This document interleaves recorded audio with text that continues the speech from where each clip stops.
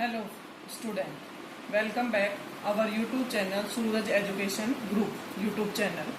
Today we discuss lesson 3rd history. History का जो lesson number 3rd है नाजीज्म and rise of Hitler ये lesson पूरा इस पे डिपेंड है। अब ये जो स्टोरी है ये फ्लैशबैक है, जैसे बैक फिल्म होती है कि हीरो मर जाता है। ये जो लेसन स्टार्ट होगा वो हिटलर की डेथ से स्टार्ट होगा। हिटलर जो है वो 13 अप्रैल 1945 को अपना प्रोपगेंडा मिनिस्टर था उसका।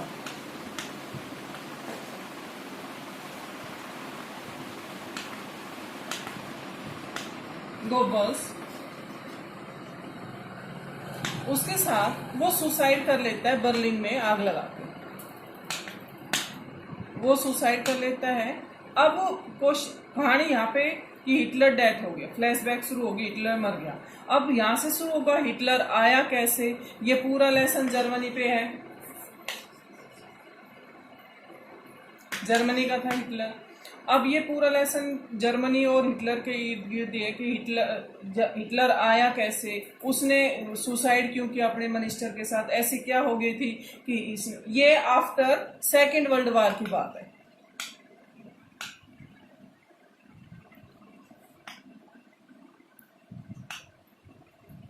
तो अब क्वेश्चन ये आता है कि फर्स्ट वर्ल्ड वॉर में हिटलर था? नहीं, फर्स्ट वर्ल्ड वॉर में हिटलर नहीं था। अब हिटलर आया कैसे, फर्स्ट वर्ल्ड वॉर कैसे हुआ, किसके बीच में हुआ, ऐसी जर्मनी में क्या सिचुएशन आ गई कि हिटलर आया, जर्मनी में क्या क्या चेंजेस आ गए। तो हम शुरू करते हैं फर्स्ट वर्ल्ड वॉर से। फर्स्ट वर्ल्ड वॉर हमारा शुरू हुआ था 1914 और जो चला था 1918 तक, लगभग 4 इयर्स चला। अब ये दो पावर के बीच में हुआ था, अलाई पावर और सेंट्रल पावर। अलाई पावर में हमारे थे फ्रांस,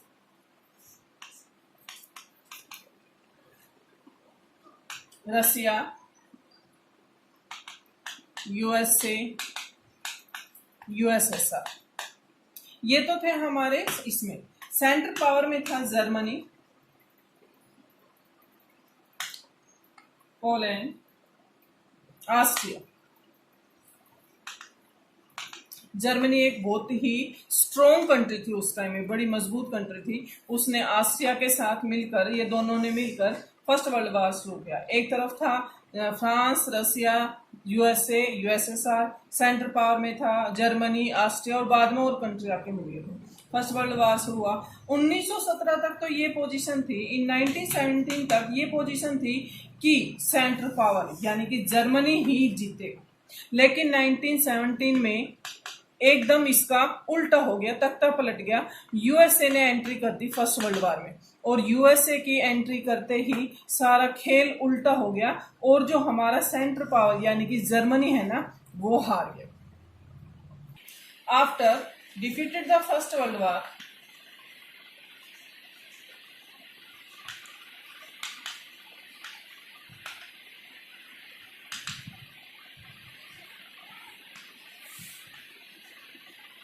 जर्मनी में जो एम्परर सिस्टम था यानी कि राजा रानी वाला सिस्टम था, एम्परर रिप्लेस हो गया, यानी कि उसको हटा के यहां पर रिपब्लिक आ गया। वीमर रिपब्लिक बना।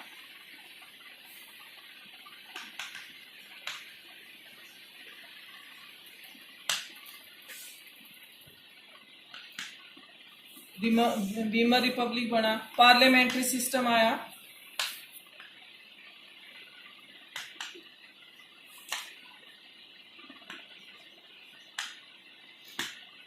जो जर्मनी की पार्लियामेंट्री थी उसका नाम था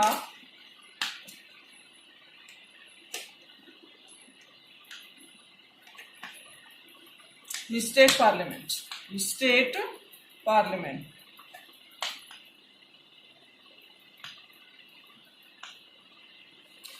जर्मनी में पार्लियामेंट सिस्टम आ गया, और यहां पर यूनिवर्सल अडल्ट फ्रांचाइज आया, यानी कि सभी लोगों को राइट टू वोट मिल गया।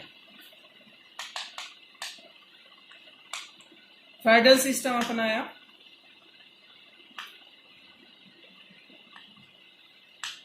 फेडरल सिस्टम का मतलब होता है स्टेट एंड सेंट्रल गवर्नमेंट में जर्मनी को बांट दिया, पार्लियामेंट्री रिसर्च में पार्लियामेंट्री बन गई, ये इसकी पार्लियामेंट्री का नाम है, पार्लियामेंट्री सिस्टम शुरू हो गया और वोट पड़ गए। वोट पड़ने के बाद धीरे धीरे लोगों को ये लगा कि ना जो ये हमारा वीमर रिपब्लिक है ना, इसको चुनकर हमने सबसे बड़ी गलती की है। इसका कारण था कि लोगों को इस पर विश्वास क्यों नहीं था, इस पर इनको कोई विश्वास नहीं था। उनको लोगों को ये लगता था कि अगर वीमर रिपब्लिक बन गया, पार्लियामेंट्री सिस्टम आने के बाद शायद हमारी कंडीशन सुधर जाएगी, लेकिन ऐसा कुछ नहीं हुआ। लोगों की धीरे धीरे सोच बदल दी गई। बदलने के पीछे भी इसके कई कारण थे कि वीमर रिपब्लिक को लोगों ने कोई सपोर्ट क्यों नहीं किया, कॉमन पीपल ने इसको कोई सपोर्ट नहीं किया। इसके पीछे भी कई कारण है। People, German people opposed the Weimar Republic। इसके भी रीजन है। सबसे फर्स्ट रीजन ये था कि वर्साइल एक प्लेस का नाम है, ट्रीटी ऑफ वर्साइल हुई थी।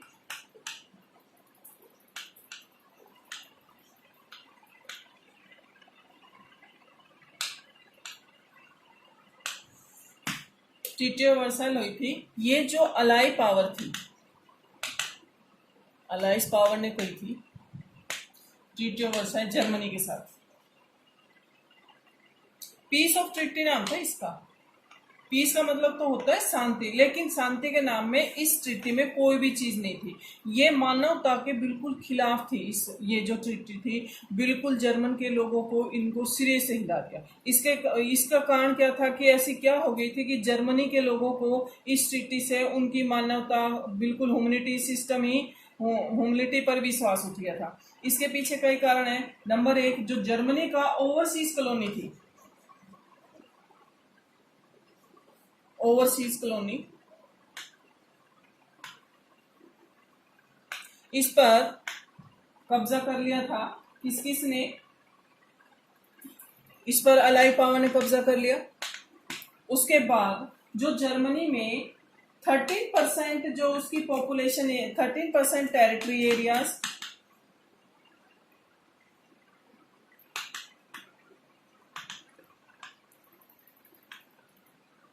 and 10% its population area,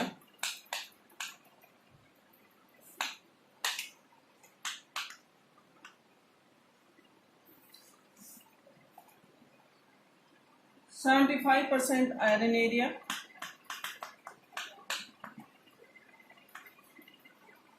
and 26% coal area, France, Poland and Denmark।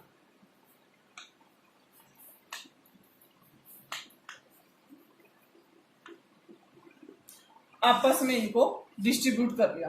अब जर्मनी के पास कुछ नहीं बचा। जर्मनी को बिल्कुल इकोनॉमिक रूप से इन लोगों ने वीक कर दिया। उसके जो जितने भी उसके ओवरसीज कॉलोनी थी, 10% उसका पॉपुलेशन एरिया, 75% उसका आयरन एरिया और 13% उसका जो कोयल एरिया था, वो फ्रांस ने, जो ये कौन सी थी, हमारी अलाई पावर थी, फ्रांस, पोलैंड और डेनमार्क ने आपस में बांट लिया। And last, Germany forced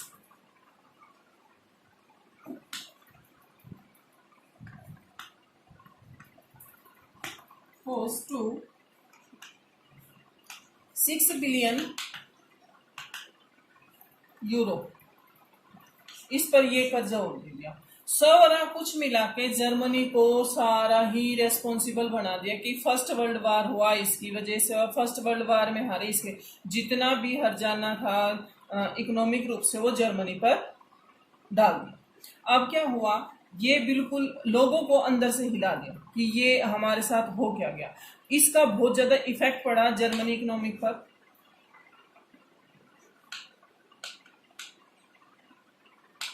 Germany economic बड़ी इफेक्ट हुई इससे। अनएम्प्लॉयमेंट बढ़ गया,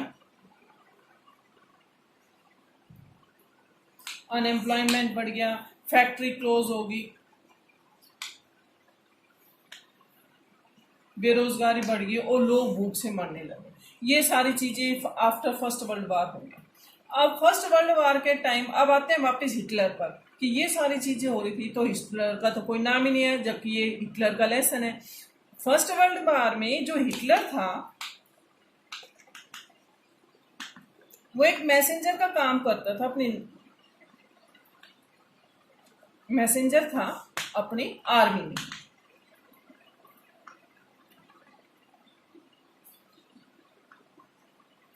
आर्मी में एक मैसेंजर का काम कर रहा था, इसके लिए उसको ब्रेवरी मेडल भी मिला हुआ था क्योंकि उसने फर्स्ट वर्ल्ड वॉर में एक अच्छी भूमिका निभाई थी।